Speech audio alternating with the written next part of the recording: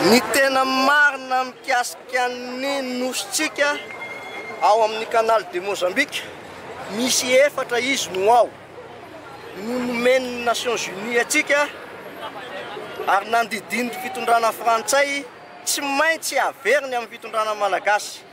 Izay no fehi-kevitra tamin'ny 12 décembre 1979 nididina ny fitondrana frantsay amerina andreo nosy reo zay sarahina tsara drariny tsy naveriny tamin'ny Madagasikara rehefa namerina ny fahaleovan-tena antsika amin'ny frantsay. Mampalahelo dia izao fivoriana natao tany amin'ny firenenan'ny kambana farany teo tamin'ity taona ity dia nampalahelo eo dia tsotra ary matohiny dia sahin'ny filohan'ny republika no nisitony nanaiky ny fiangaviana azo lazaina hoe kolokolo raha ilainy zany ny lahadinika atao amin'ny Nations Unies hoe aza atao io lahadinika io fa ahemotra.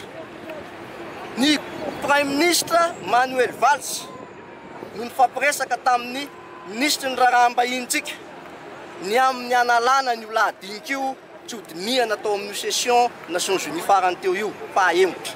Ny anton'izay dia tsotra, ny fanjakana frantsay dia efa nanao fifanarahana tamina orinasa nigériana sy amerikanina ny amin'ny trandrahana ny solotany manamorona ny ranomasiny Juan de Nova sy ao amin'ny tany beany Juan de Nova ary koa ny fitrandrahana ny gazy.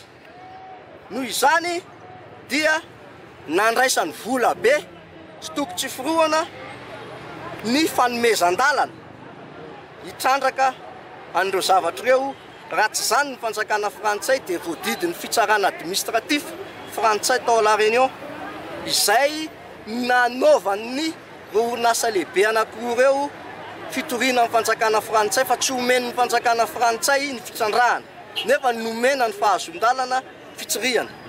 Voadidy izy andoha onitra tsy tavelively isan'andro.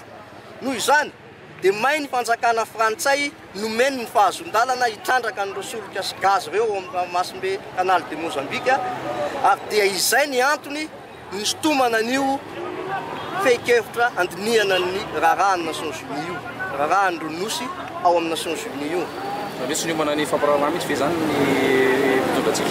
Ny homana fa tratriny tsy fantatro hoe tsy mpitondrantsika ve izy fa inona ny nataony tao fa dia fantatro aloha dia hoe nampalahelo ny zava-nisy satria zao tontolo zao gaga avokoa nahita an'izay.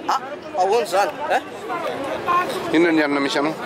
DTT tena tia tanirazana misaotra amin'ny filohan'ny republika tamin'ny fijoroana ny antso ny tena tia tanirazana tao amin'ny fampihavanam-pirenena. Tonga zao ny tia tanirazana aiza ianao? Ianao ny antso ilaina ny tena tia tanirazana ozy ianao iriko isy ny 3T tena tia tanirazana nitehaka ny malagasy tao amin'ny fampihavanana. Mila mihavana, mila mirahina ny malagasy, mila mijoro tia tanirazana, mila mijoro ny tena tia tanirazana. Dia ny fahanambanimbaniana ny firenenay nataony solotena ny fitondrana frantsay teo amin'ny lapan'ny tanànanay.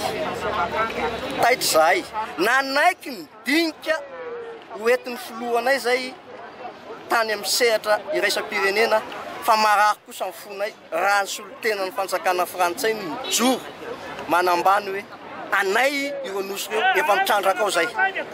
Laza tsy anontaniana maro nisy tompoko tsy maintsy mijoro zay. Ina teresanareo atao ankoatry androany? Dia dia mbola mitohy ary ho mafy ny tolona manerana ny nosy hatrany ampitan-dranomasina.